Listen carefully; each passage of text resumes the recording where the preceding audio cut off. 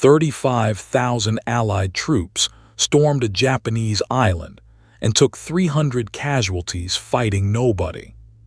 It is just before dawn on the 15th of August, 1943, in the North Pacific, and the men in the landing craft cannot see the island they are about to attack.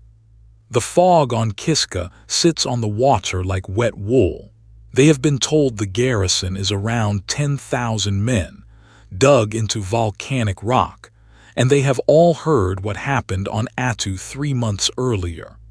The first waves go in expecting to be cut apart at the waterline. Nothing happens. No machine guns. No mortars. They cross the beach, climb into the fog, and keep going. Somewhere up on that slope, hours later, 2 American units moving towards each other through cloud they cannot see through both decide that the shapes in front of them are Japanese. By the time Kiska was declared secure, around 300 Allied soldiers and sailors were dead or wounded. The Japanese garrison had left the island 18 days earlier, in 55 minutes, and nobody in the invasion fleet knew it. This is the story of how that was possible, and it is not a story about stupid men. Start with why anyone was fighting in the Aleutians at all, because most people do not know that this happened. In June 1942, in the same week as Midway, Japanese forces landed on 2 islands at the far western end of the Aleutian chain, Attu and Kiska. They were American territory. For the rest of the war, they were the only American soil in the Western Hemisphere under enemy occupation, and Washington could not live with that. Militarily, the islands were close to worthless to either side. They were fog-bound, treeless, volcanic, and battered by a wind the locals call a williwaw, which comes down off the high ground without warning at over 100 miles an hour. Kiska gets fog on the majority of days in a year. Aircraft could not find it. Ships could not see it. That single fact is the engine of everything that follows. Here is the ground, and it is worth seeing how far out this is. Attu and Kiska sit at the western end of the Aleutian chain, closer to Russia than to Anchorage, well over 1,000 miles from the nearest substantial American base. The Americans spent a year building up to a counterattack, and in May 1943 they took Attu first. What happened there is the reason every man who later went ashore on Kiska expected to die. Attu was supposed to take 3 days. It took 19. The Japanese defenders gave up the beaches and fought from the ridgelines in freezing fog, and the American troops, issued with equipment better suited to a temperate campaign, took casualties from exposure and trench foot at a rate that nearly matched the casualties from combat. It ended with a banzai charge in the dark that broke into the American rear areas, and then with the last of the defenders killing themselves rather than surrendering. Of a garrison of roughly 2,600 men, 28 were taken prisoner. American dead came to about 550. Proportionally, it was one of the most costly assaults of the entire Pacific War. So when planners turned to Kiska, they were not being cowardly or stupid when they assembled a force of 34,000 men. Kiska was believed to hold a larger garrison than Attu, around 10,000 on worse ground, with more time to prepare. The plan was overwhelming force. American infantry, over 5,000 Canadians of the 13th Infantry Brigade, and 2 weeks of bombardment first. One detail in that force is worth pausing on, because it is nearly forgotten outside Canada.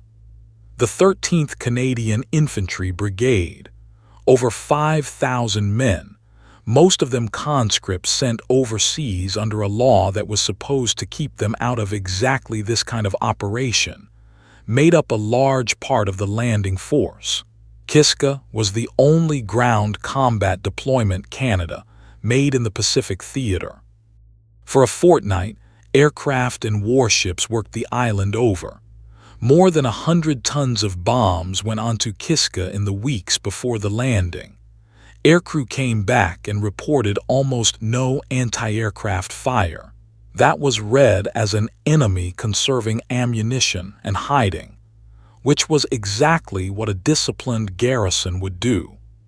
And now the strangest single episode of the campaign, which is also the reason the door was left open.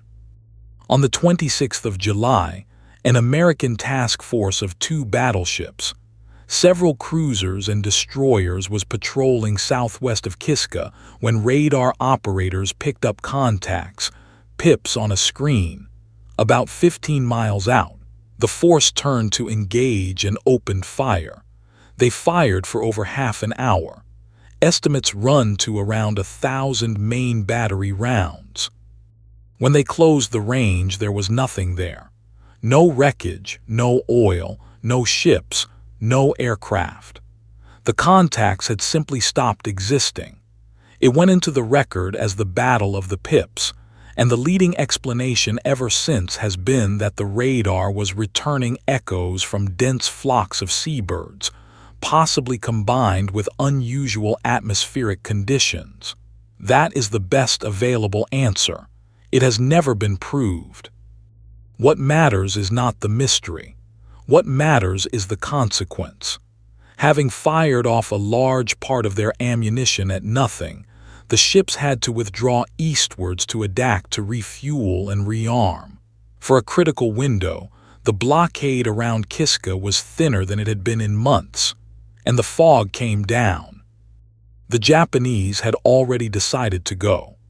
Attu had shown them what happened to a garrison left in place, and the Imperial Navy had spent weeks trying to lift the Kiska garrison out by submarine, a couple of 100 men at a time, losing submarines in the process. It was too slow, so they gambled on doing it in one run, on the surface in daylight hidden by fog. On the 28th of July, 1943, Rear Admiral Masatomi Kimura brought 2 cruisers and 10 destroyers into Kiska harbor under thick fog, without lights. 5,183 men boarded in roughly 55 minutes. The ships left the same way they came. They were not detected, engaged, or even noticed. It was, by any measure, one of the most successful evacuations of the war. What was left behind on the island was, in effect, a stage set. Empty gun pits, empty tunnels, empty barracks, booby traps and mines in the approaches, dogs still alive, and weeks of fog to keep it hidden. There were signs.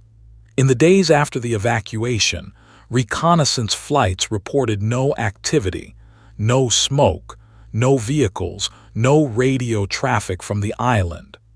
2 American reconnaissance parties even landed briefly and found nobody. Some intelligence officers said outright that they believed Kiska had been abandoned. They were not believed, and it is worth being fair about why. The enemy that had just been fought on Attu had concealed itself so effectively that the initial landings there were unopposed too, and then killed 550 Americans from the high ground. Every quiet signal from Kiska could be read 2 ways, and one of those 2 readings ended with 34,000 men walking into a trap. Nobody wanted to be the officer who chose wrong. So on the 15th of August, 1943, the landings went in as planned. 34,400 men came ashore on an island with no one on it. The first hours were, by every account, worse for the nerves than an opposed landing would have been. Visibility in places was under 20 yards. Units moved inland on compass bearings into ground they could not see, past abandoned positions that were obviously recently used, knowing that the garrison had to be somewhere. Every man was primed for the moment the fire came. It came, and it came from them. In fog on broken volcanic ground, with columns advancing on converging axes, men fired at movement. The firefights that resulted were real firefights, sustained at close range, between American and Canadian units who could not identify each other, and had no reason to expect anyone friendly to be there. It took the best part of 2 days to establish, beyond argument, that the island was empty, and some units went on searching the tunnels and the high ground for the better part of a week, because an enemy that could vanish this completely might still be waiting somewhere in the rock. Now the arithmetic, which is the part that stops this being funny. Allied casualties on and around Kiska came to somewhere around 313. The precise breakdown is disputed between sources, and anyone who gives you exact figures with confidence is overselling what the records support. But the shape of it is not in doubt. Roughly 30 men were killed by their own side's fire, and about 50 more wounded. Around 4 were killed by mines and booby traps left in the ground. Something like 130 went down with trench foot and exposure in the first days, because the Aleutian weather did not care that the enemy had gone. And on the 18th of August, 3 days after the landing, the destroyer USS Abner Reed struck a mine in the darkness off the island. Her stern was torn away. 71 men were killed and dozens more injured, the single heaviest loss of the operation, suffered 3 days after the fighting that never happened. Add it up and you get an operation that killed around 100 Allied servicemen and wounded 200 more, at the hands of mines, weather, and each other. On ground the enemy had conceded without a shot. It is the only battle in the Pacific War where the entire casualty list is a self-inflicted wound. The reaction at the time was mostly relief, and then, fairly quickly, embarrassment.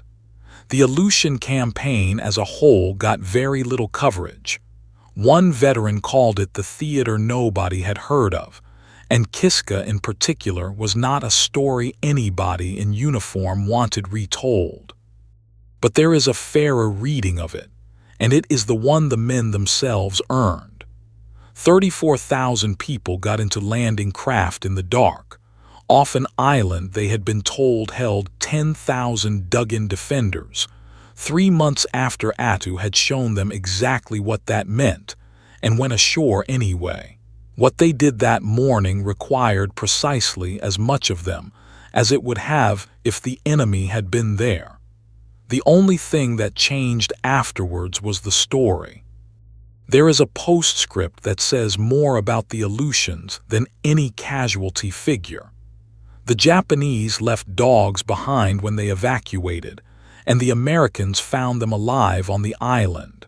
Weeks of naval bombardment, 100 tons of bombs, 34,000 men searching the ground, and the only things still living on Kiska were the animals nobody had thought about.